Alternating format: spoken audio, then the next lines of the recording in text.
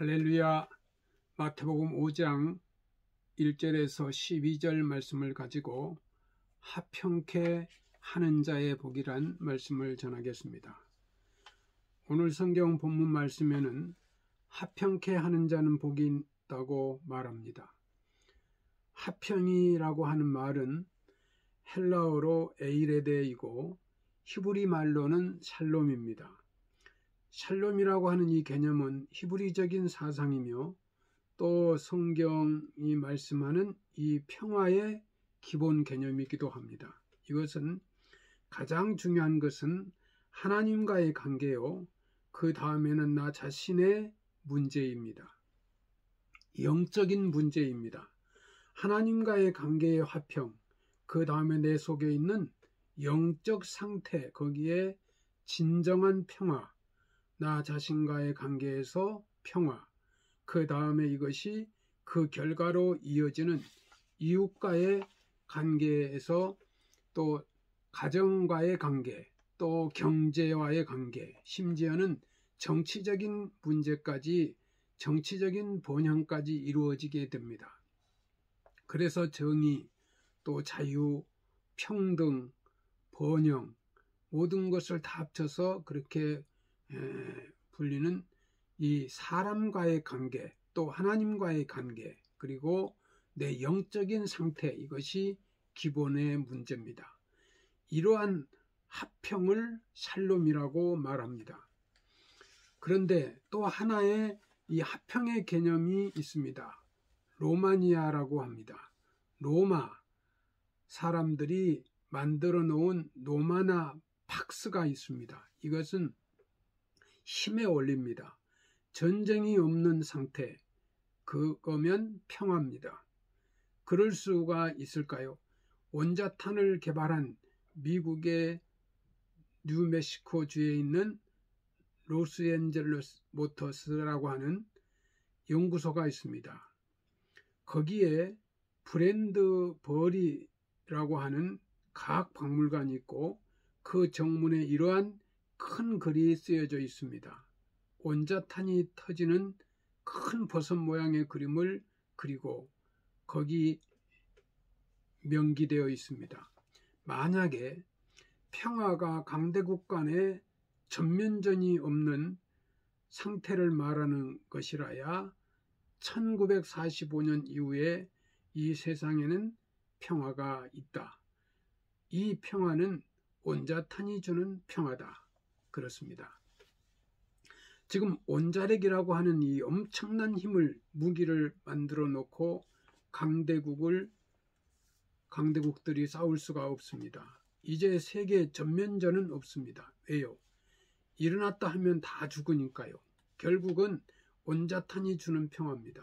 1945년에 이후에 세계의 평화가 있습니까? 도대체 그전보다도 더 많은 전쟁이 수없이 계속되고 있는 것입니다. 수많은 사람이 전쟁에 죽고 기아에 죽고 고통에서 시달리고 있습니다. 이제 이게 평화입니까? 힘의 논리에 의한 평화, 이것을 평화라고 할 수는 없습니다. 자유와 정의가 없는 곳에 영적 평화가 없는 것인데 그것을 합평이라고 말할 수 없다는 말입니다. 로마서 12장 18절에 보면 할 수 있거든 너희로서 모든 사람으로 더불어 평화하라. 할 수 있는 대로 최선을 다하여 평화를 도모해야 합니다. 히브리서 12장 14절에 보니까 모든 사람으로 더불어 평화하라. 합평함과 거룩함을 쫓으라. 이것이 없이는 아무도 주를 보지 못하리라고 했습니다. 참 평화 없이는 주를 볼 수가 없습니다. 내가 아무리 성공했다고 떠들어도 그것 가지고는 하나님을 만날 수가 없습니다. 모두가 평화할 수만 있다면 우리는 기도해야 합니다. 특별히 예수님께서 이 문제에 대해서 결론을 내렸습니다. 여러분 잘 아는 마태복음 5장 24절 말씀에 보면 너희가 재물을 가지고 하나님 앞에 나아갈 때 누가 너를 원망하는 일이 생각나거든 재물을 그 제단 앞에 두고 돌아가서 그 사람이 누구든 무슨 일로 걸렸던 상관없어요. 무조건 평화하고 속히 화해하고 그리고 와서 제물을 드리라. 예수님은 포에오 예라고 하는 말은 실천한다는 뜻입니다. 원문대로 평화를 실천하는 사람, 평화를 행하는 사람, 그런 뜻입니다. 노벨 평화상, 세계를 평화시키는, 나라와 나라를 평화시키는 그런 그 업적을 평화상을 줍니다. 합평케 하는 자, 이 피스메이커가 필요합니다. 이런 중보적 역할이 필요합니다. 극과 극이 만났는데 도처에 할 수가 없는데 내가 거기 서서 화목둥이가 되어야 됩니다. 나로 인하여 극과 극을 만나게 하고 화평을 만들어야 됩니다. 그런데 이상하게도 합평케 하는 자는 적고 트러블 메이커가 많습니다. 평화로운 사람을 불안하게 만들고 고통스럽게 만드는 이 트러블 메이커가 많아서 문제가 됩니다. 그런데 합평케 한다는 말, 그런 합평케 하는 피스메이커가 되려면 먼저 자기 자신이 아주 겸손해야 되고 사심이 없어야 되고 마음을 비워야 됩니다. 내 욕심을 챙기고 내게 돌아오는 이권을 생각하고 있는 동안은 절대로 합평케 하는 자가 될 수가 없습니다. 완전히 내 욕심을 버려야 합니다. 온유한 자만이 합평케 할 수가 있습니다. 또 하나는 긴 인내가 필요합니다. 서둘러 가지고는 안 됩니다. 조급한 자는 합평케 하는 자가 될 수가 없습니다. 때때로 우리는 급하게 합평을 만들려고 이리 만나고 저리 만나고 뛰어다닙니다.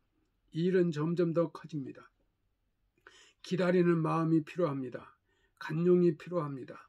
합평은 넓은 사랑이 있어야 하고 때로 값을 지불해야 될 때는 그 값을 내가 지불해야 됩니다. 내 편에서 지불할 때만이 합평을 이루어질 수가 있습니다. 구약에 보면 출애굽기 32장에 모세의 합평에 하는 그 역사가 있습니다. 이스라엘 백성이 하나님 앞에 범죄했습니다. 지금 그 무상을 섬기고 있습니다. 하나님께서는 크게 진노하셨습니다. 이 백성을 다 진멸하겠다고 말씀하십니다. 모세가 하나님 앞에 이렇게 기도합니다. 하나님, 정이 그러시려거든 내 생명을 먼저 취해 주십시오. 나는 이 백성 망하는 것을 보면서 살고 싶지 않습니다. 하나님은 말씀하시기를 너는 너와 내 가정은 내가 구원하겠다고 말씀합니다마는 아닙니다. 내 생명을 바칩니다. 이렇게 말함으로써 그 민족을 하나님의 진노의 손에서 구원하는 것을 볼 수가 있습니다. 또한 아론은 민수기 16장에서 중요한 역할을 합니다. 죽은 자와 산 자 사이에서 합평케 하는 역사를 이룹니다. 다윗은 사무엘하 24장에서 중요한 역할을 합니다. 고난은 내가 당하겠습니다 라고 말합니다. 그 후 민족에게 향하는 큰 환난을 면하게 하는 것을 볼 수가 있습니다. 아브라함은 소돔 고모라에서 그 롯을 위하여 하나님 앞에 중보의 기도를 드립니다. 성경은 말씀합니다.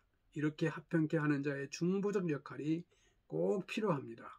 오늘 성경은 우리에게 이렇게 가르쳐주고 있습니다. 그러므로 합평케 하는 자는 하나님의 아들이라 일컬음을 받으리라. 하나님의 아들, 원점으로 돌아가 생각하면은 예수 그리스도 자신이 합평을 위해 오셨고 피스메이커로 십자가에서 죽으셨습니다. 에베소서 2장 13절 이하에 보면 주께서 십자가를 지심으로 원수된 관계를 하얗게 했습니다. 주님이 지신 자신 역할이 십자가를 지는 역할이었습니다. 그래서 고린도후서 5장에 보면 합평케 하는 직책을 너에게 주었다. 우리 모두가 합평케 하는 직책을 맡았습니다. 나 자신이 화목할 때뿐만 아니라 우리는 모두 모든 사람 사이에서 불화한 관계, 온순한 관계, 서로 시기 질투하는 그 세상에 나가서 나 하나의 사랑과 희생과 온유와 인내로 인하여 화평을 이루는 거룩한 역사를 이루어야 한다는 말씀입니다. 이것은 단순한 지혜가 아닙니다. 이것은 하나의 희생의 제물이요, 하나의 행동을 의미하는 것입니다. 백석교회 성도 여러분, 십자가로 하나를 만들었다 하는 걸 잊지 마십시오. 예수님께서 오신 목적이 화평입니다. 우리에게 맡겨주신 사명도 화평입니다. 참 화평의 뜻이 무엇인지 알고 우리가 아주 진실하게 화평케 하는 자의 거룩한 사명을 감당할 때 하나님의 아들이라 일컬음을 받을 뿐만 아니라 하나님의 자녀됨에 또 다른 차원의 놀라운 행복을 또 능력을 체험하게 됩니다. 백석교회 성도 여러분, 2021년 화평케 하는 성도로 형통의 축복을 축원합니다. 감사합니다.